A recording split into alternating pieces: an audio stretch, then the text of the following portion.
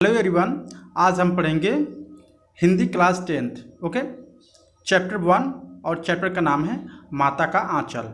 हम इस चैप्टर का क्वेश्चन एंड आंसर्स को सॉल्व करेंगे। तो इसमें पहला प्रश्न दिया गया है, प्रस्तुत पाठ के आधार पर यह कहा जा सकता है कि बच्चे अपने पिता से अधिक जुड़ाव था, फिर भी विपदा के समय वह पिता के पास न जाकर माँ की शरण लेता है। आपकी समझ में इसकी क्या वजह हो सकती है? तो आंसर है, यह बात सच है कि बच्चे अपने पिता से अधिक लगाव था। बच्चे को अपने पिता से अधिक लगाव था। उसके पिता उसका लालन पालन नहीं करते थे, उसके संग दोस्तों जैसे व्यवहार भी करते थे। ओके, परंतु विपदा के समय उसे लाड की ज़रूरत थी, अत्यधिक ममता और माँ के गोद की ज़रूरत थी। उसे अपनी माँ से जितनी कोमलता मिल सकती थी उतनी पिता से नहीं। यही कारण है कि संकट में बच्चे को माँ या नानी याद आती है, बाप या नाना नहीं। माँ का लाड़ प्यार को भरने वाले मरहम ही काम करता है। प्रश्न 2 दिया गया है, आपके विचार में भोलेनाथ अपने साथियों को देखकर सिसकना क्यों भूल जाता है? उत्तर है, शिशु अपनी स्वाभाविक आदत के अनुसार अपनी उम्र के बच्चों के साथ खेलने में रुचि लेता है। यानी जो बच्चे होते हैं वो बेसिकली अपने उम्र के बच्चों के साथ खेलना काफ़ी पसंद करते हैं, उनके साथ खेलना अच्छा लगता है। ओके, अपनी उम्र के साथ जिस रुचि से खेलते हैं वह रुचि बड़ों के साथ नहीं होती है। दूसरा कारण, मनोवैज्ञानिक भी बच्चे को अपने साथियों के बीच सिसकने या रोने में हीनता का अनुभव होता है। यही कारण है कि भोलेनाथ अपने साथियों को देखकर सिसकना भूल जाता है। प्रश्न 3 यानी क्वेश्चन नंबर 3 है, आपने देखा होगा कि भोलेनाथ और उसके साथी जब खेलते खाते समय किसी न किसी प्रकार की तुकबंदी करते हैं। आपको यदि अपने खेलों में आदि से जुड़ी तुकबंदी याद हो तो लिखिए। यानी इसमें कहा जा रहा है कि जो भोलेनाथ जो थे बेसिकली क्या करते थे, जब भी अपने दोस्तों या किसी दूसरे को खेलते देखते या खाते देखते थे तो कुछ तुकबंदी करते थे, यानी मजाक करते थे।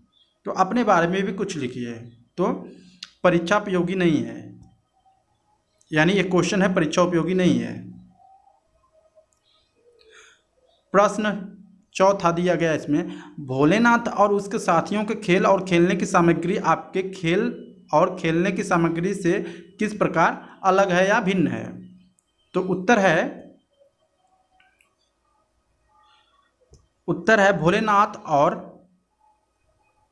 भोलेनाथ और उसके साथियों के खेल और खेलने की सामग्री से हमारे खेल और खेल सामग्रियों में कल्पना से अधिक अंतर आ गया है। भोलेनाथ के समय में परिवार से लेकर दूर पड़ोस तक आत्मीय संबंध थे, जिससे खेलने की स्वच्छता थी। बाहरी घटनाओं, अपहरण आदि का भय नहीं था। खेल की सामग्रियों बच्चों द्वारा स्वयं निर्मित थी। घर की अनुपयोगी वस्तु ही उनके खेल की सामग्री बन जाती थी, जिसके प्रकार किसी प्रकार ही हानि की संभावना नहीं थी। धूल मिट्टी से खेलने में पूर्ण आनंद की अनुभूति होती है। न कोई रोक, न कोई डर, न कोई निर्देशन। जो था वो सब सामूहिक बुद्धि का उपज थी। आज भोलेनाथ के समय सर्वथा भिन्न खेल सामग्री और ऊपर से बड़ों का निर्देश और सुरक्षा हर किसी सिर पर हावी रहता है। आज खेल सामग्री स्वनिर्मित न होकर बाजार से खरीदी हुई होती है। खेलने की समय सीमा भी तय की जाती है, अतः स्वच्छता नहीं होती है। धूल मिट्टी से बच्चों का परिचय ही नहीं होता है। क्वेश्चन नंबर 5 है, पाठ में आए ऐसे प्रसंग का वर्णन कीजिए जो आपके दिल को छू गए हैं। तो उत्तर है, पाठ का सबसे रोमांच प्रसंग वह है जब एक सांप सब बच्चों के पीछे पड़ जाता है। तब वे बच्चे किस प्रकार गिरते पड़ते भागते हैं और माँ की गोद में छिपकर सहारा लेते हैं। यह प्रसंग पाठक के हृदय को भीतर तक छू लेता है या हिला देता है।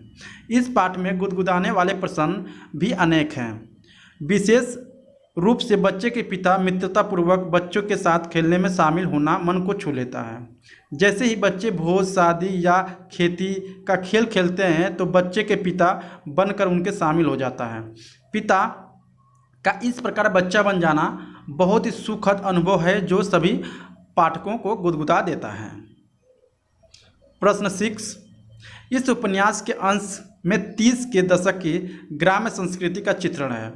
आज की ग्रामीण संस्कृति में किसको किस तरह से परिवर्तन दिखाई देता है? तो उत्तर है, आज की ग्रामीण संस्कृति को देखकर और इस उपन्यास के अंश को पढ़कर ऐसा लगता है कि कैसी अच्छी रही होगी वह समूह संस्कृति जो आत्मीय स्नेह और समूह में रहने का बोध करती थी। आज ऐसे दृश्य दिखाई नहीं देते हैं। पुरुषों को सामूहिक कार्य प्रणाली भी समाप्त हो गई है। अतः ग्रामीण संस्कृति में आए परिवर्तन के कारण वे दृश्य नहीं दिखाई देते हैं जो 30 के दशक में हो रहे होंगे। आज घर सिमट गए हैं, घरों में आगे चबूतरों का प्रचलन समाप्त हो गया है। दूसरा है, आज परिवारों में एकल संस्कृति ने जन्म ले लिया है जिससे समूह में बच्चे अब दिखाई नहीं देते हैं। तीसरा है आज बच्चों के खेलने की सामग्री और खेल बदल चुके हैं। जो पहले बच्चे खेलते थे जिस तरह से अब काफ़ी बदल चुके हैं। खेल खर्चीले हो गए हैं। जो परिवार खर्च नहीं कर पाते वे बच्चे को हीन भावनाओं से बचने के लिए समूह में जाने से रोकते हैं। चौथा है, आज कोई नई संस्कृति बच्चों को धूल मिट्टी से बचाना चाहती है। पांचवा है, घरों के बाहर पर्याप्त मैदान भी नहीं रहे हैं अब, जो लोग स्वयं डिब्बों जैसे घरों में रहने लगे हैं। सातवां प्रश्न है, पाठ पढ़ते पढ़ते आपको भी अपने माता पिता का लाड़ प्यार याद आ रहा होगा। अपनी इन भावनाओं को डायरी में भी अंकित कीजिए। तो उत्तर है, छात्र स्वयं अपने अनुभव को अंकित करें। मतलब आपको खुद से इस प्रश्न को लिखना है। प्रश्न 8वां है, यहाँ माता पिता के बच्चों के प्रति जो वालस अक्त हुआ है उसे प्रश्न अपने शब्दों में लिखिए। तो उत्तर है, पिता का अपने साथ शिशु को नहला धुलाकर पूजा में बैठा लेना, माथे पर तिलक लगाकर फिर कंधे पर बैठाकर गंगा तक ले जाना और लौटते समय पेड़ और बैठाकर झूला झुलाने कितना मनोहरी दृश्य उत्पन्न करता है। पिता के साथ कुश्ती और बच्चे के साथ चुम्मा लेना, बच्चे के साथ पूंछ पकड़ के पर बनावटी रोने का नाटक करना और शिशु को हंस पड़ना अत्यंत जीवंत लगता है। माँ के द्वारा गोरस, भात, तोता, मैना आदि के नाम पर खिलाना, उबटना, शिशु का श्रृंगार करना और शिशु का सिसकना, बच्चों की टोली को देखकर सिसकना बंद कर विविध प्रकार के खेल खेलना और मूसन तिवारी की चिढ़ाना आदि अद्भुत दृश्य उकरे गए हैं। में सभी दृश्य अपने शैशव की याद दिलाते हैं। 9वां प्रश्न है, माता की आंचल शीर्षक की उपयुक्तता बताते हुए कोई अन्य शीर्षक समझाइए। तो उत्तर है, इस पाठ के लिए माता का आंचल शीर्षक उपयुक्त नहीं है। इसमें लेखक शैशव की 3 विशेषताओं का वर्णन हुआ है। पहला है बच्चों का पिता से लगाव, दूसरा है शैशव की मस्त क्रीड़ाएँ, तीसरा है माँ का वात्सल्य, चौथा है माता का आंचल। इन तीनों में केवल अंतिम ही व्यक्त करता है कि यह एक एकाग्री और अधूरा शीर्षक है, इसका अन्य शीर्षक हो सकता है। 5वां है मेरा शैशव और 6वां है कोई लौटा दे मेरे रस भरे दिन। यानी कौन कौन से और शीर्षक हो सकते हैं इसमें ये बताया जा रहा है इस पाठ में। 10वां प्रश्न है, अपने बच्चे माता पिता के प्रति अपने प्रेम को कैसे अभिव्यक्त करते हैं। तो उत्तर है, पहला, शिशु की जिद में भी प्रेम का प्रतिकरण है। मतलब शिशु बच्चा कभी जब जिद करता है तो उनके माता पिता जो होते हैं उनके जिद को पूरा करते हैं। दूसरा है, शिशु अपने माता पिता के सानिध्य में स्पष्ट करना कठिन होता है कि माता पिता का स्नेह शिशु के प्रति या शिशु का माता पिता के प्रति दोनों एक ही प्रेम संपूरक होते हैं। तीसरा है, शिशु की मुस्कुराहट, शिशु की उनके गोद में ले जाने की ललक, उनके साथ विविध क्रीड़ाएँ करके अपने प्रेम को प्रतिकरण करते हुए। चौथा है, माता पिता के गोद में जाने के लिए मचलना उसका प्रेम ही होता है। इस प्रकार माता पिता के प्रति शिशु के प्रेम में शब्दों में व्यक्त करना कठिन होता है। 11वां क्वेश्चन है, इस पाठ में बच्चों की जो दुनिया में रची गई है उसके बचपन की दुनिया के किस प्रकार तरह भिन्न है। मतलब इस तरह के बच्चे किस तरह खेलते हैं और पहले के बच्चे किस तरह से खेलते थे, आपको इसके बारे में वर्णन करना है। जैसे पहला दिया गया इसमें, हमारा बचपन इस पाठ में वर्णित बचपन से पूरी तरह भिन्न है।